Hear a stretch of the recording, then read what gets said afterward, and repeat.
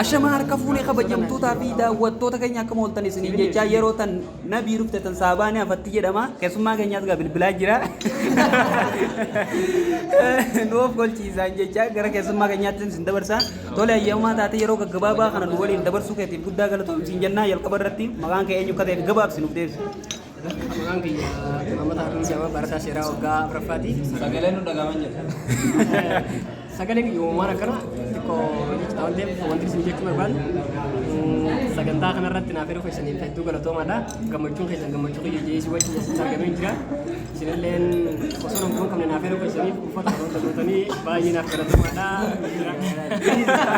Tole guddaa galatoomsiin jennaa ayitiin akka warra faranjoota jedhanitti aatillee tarii warra jiisota san keessa jiraachuu maltaa waa'ee kanaan beeku garuu uffata miidhagdeertaa kanaan babbareeddee ijoollee gidduutti argamteertaa gammachuu gara yoo keessan gara fuula duraatti saala kamiin dabarsuuf itti qophaa'artamme.